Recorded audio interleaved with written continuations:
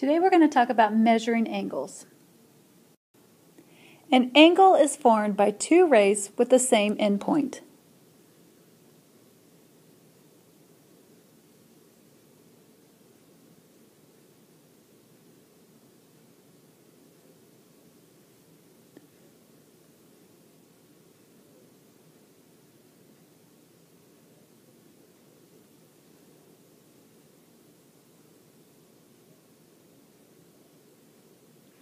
Okay, so here I'm going to label this endpoint B, and there's A, and then down below I have C. So this angle is formed by ray BA and ray BC. Okay? Now, ray BA and ray BC are called the sides of your angle.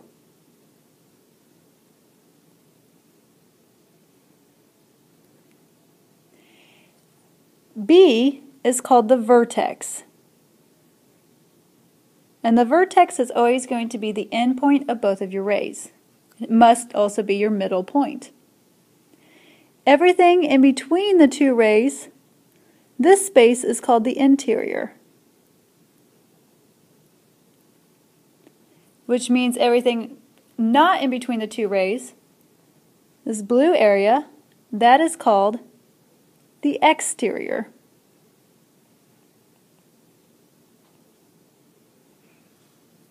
Okay. To name an angle,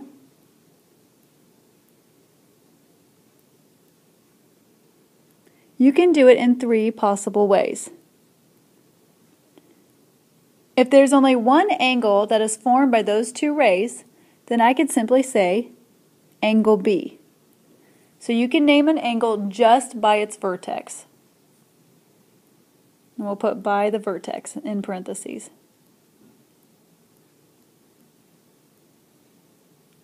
Or you can name an angle by any of the 3 points.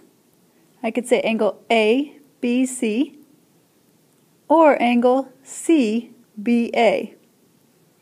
Either one of those two is correct, but notice that B must be the point in the middle. So the vertex must be in the middle if you're going to name an angle by 3 points.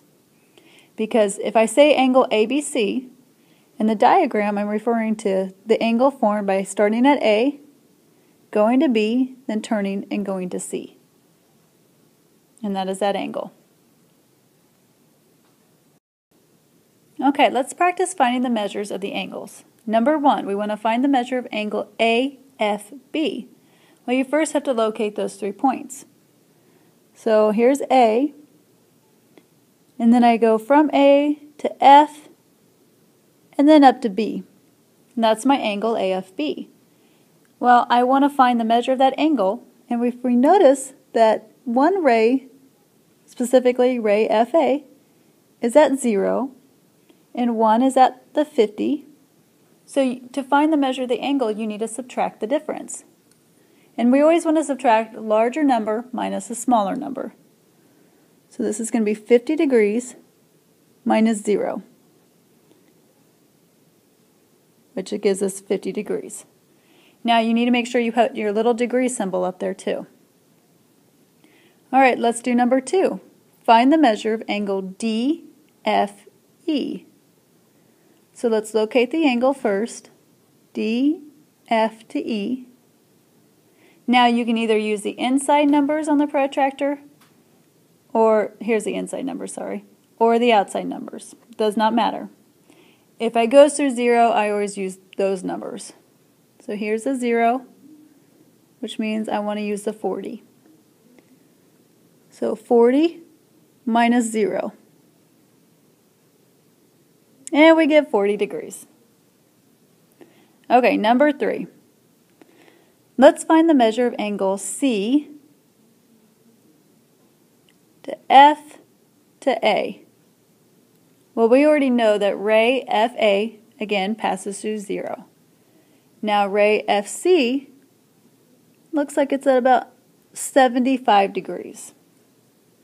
So I'm going to have 75 minus 0.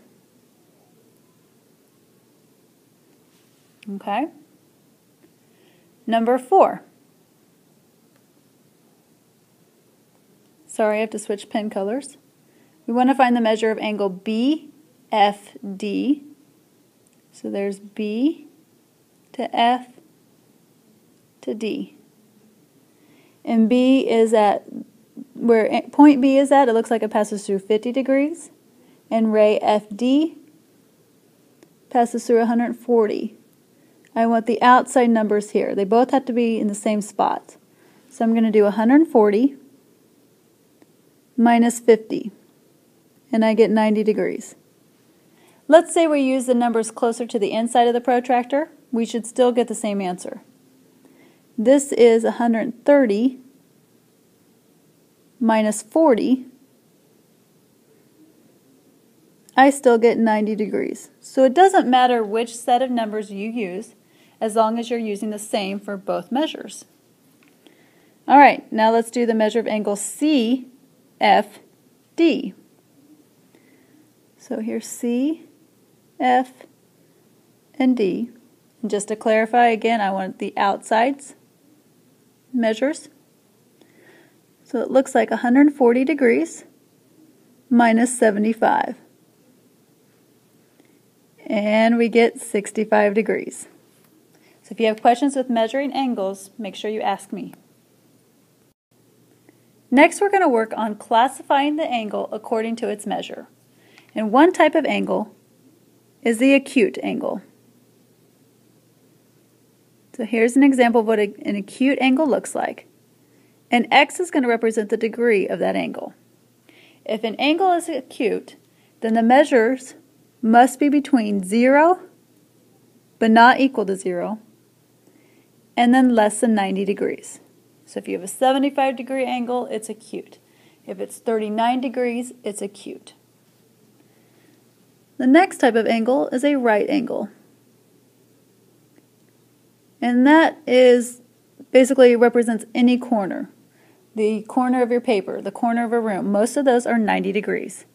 And to represent those, a right angle, you'll see oftentimes a little box right there where at the vertex. And that lets you know that you have a right angle.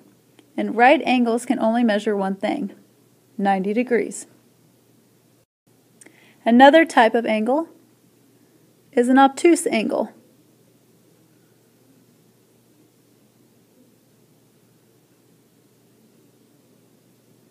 An obtuse angle measures more than 90, but less than 180.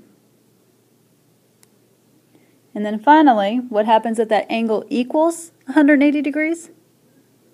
Then we call that a straight angle. Basically, it's a line.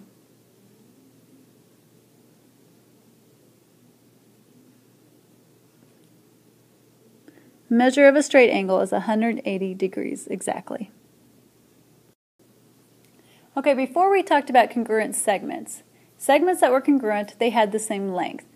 Let's use that definition to talk about angles that are congruent.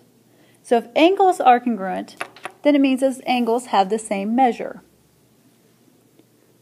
So we write, if angles have the same measure,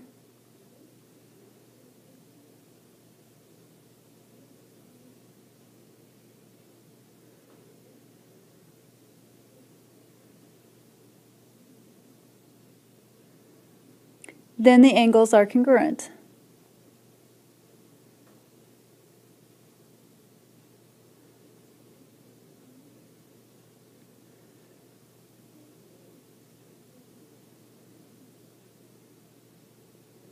And again, the symbol for congruent is a tilde over the equal sign. All right, so let's say I have angle ABC. There's A, vertex B, and then C. And the measure of angle ABC is 70 degrees. To represent the measure of an angle, you'll see M, that stands for measure, and then the angle symbol, angle ABC. The angle symbol is that less than symbol. And I also have angle DEF. Here's D. Vertex then is E, and the third point is F. The measure of angle DEF is also 70 degrees. And on that case, since both angles measure 70 degrees, I say that those angles are congruent. So angle ABC is congruent to angle DEF. Okay? And to show that angles are congruent in the diagram, we just mark it with one arc mark. That little arc mark tells me those angles have the same measure, therefore they are congruent.